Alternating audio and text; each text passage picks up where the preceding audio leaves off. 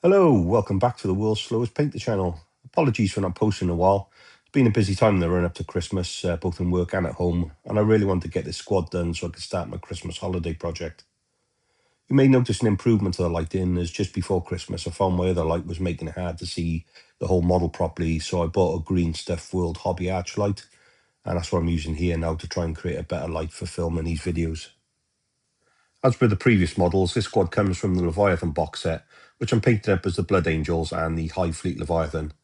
The models in this kit are push fit, so I've done them as sub-assembly so I can get to the detail behind the arms and the weapons.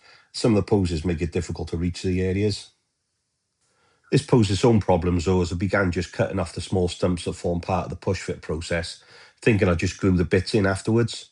Due to the way the arms need to be positioned though, quite precisely to hold the weapons, it was really hard to hold two arms in place whilst also not dropping the model. After the first two Marines were done, I realised it might be better to, at least where possible, leave part of these stumps as a guide and a support where the glue was drying. So that's what I did, although on some of the models it wasn't possible due to the way the parts were moulded together.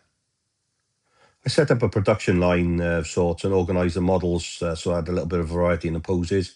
So I do two Space Marines with Pyroblasters and then have either the Sergeant model or the Space Marine throwing a grenade as a third model just to keep it interesting. I want to add a bit of detail to the Pyreblaster, so one of the things I tried was adding a heat burn effect to the heat shield. I looked at various styles and found the easiest one that created a really nice effect was done by Shrugging Atlas on YouTube, and you can find him at Shrugging Atlas Miniatures.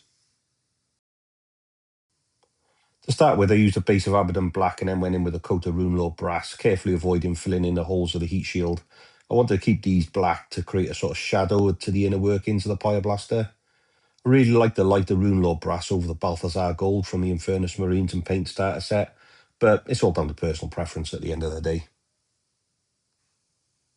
From there, it was time to apply the contrast paints. So from the third hole in from the end of the heat shield, I just used some Seraphim Sepia contrast paint, painted out all around the heat shield, kind of like a V around the hole, and then followed that up with some Magos Purple on the next hole back. And then while the Seraphim Sepia was still a little wet, I just tried to blend them together just to make a nice sort of transition between the two colours. Just finally then, it was on the tip of the heat shield. It was a 50-50 mix of contrast medium and Leviathan blue contrast. And on a very tip then, just some Leviathan blue on the very end of the Pyreblaster heat shield and on the igniter itself. Just think it creates a really nice effect and some extra interest to the model. And it's really quite easy to do. The rest of the model is really just the standard Blood Angel scheme I've used on the other models. So Mephiston red with Corvus black on the undersuit, the Aquila, and the gun casings, although they did come out a little bit darker, looking more like a Abaddon black, because I gave them a bit of a wash of Nuln oil, just to give it that kind of shiny, glossy look. I'm quite pleased with how the Sergeant model came out. Not a big fan of bare heads, but I think he looks okay. Managed to pick out his service studs on his brow and also the comms antenna on his scalp there. Picked out the face mask and around the ears in Corvus black, and then did the earpiece inserts in lead belcher and Nuln oil. Picked quite a monochromatic scheme for these guys, opting for black leather parts. But for some reason, I went with my usual Mornfang brown scheme for the scabbards, but I decided to keep it anyway. I really like the poses on the Sergeant and the Space Marine throwing a grenade because they add a nice bit of interest to the squad. I feel like my recess shading and the edge highlighting gets a bit better each time, and this squad was definitely good practice for that.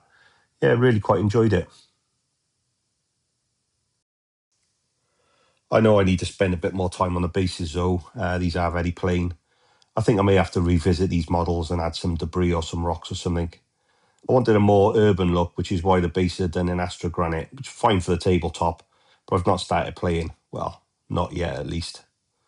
My next project, that takes me through the Christmas break, was a trio of Von Ryan's Leapers, and I'll post those up soon. So until then, thanks for watching.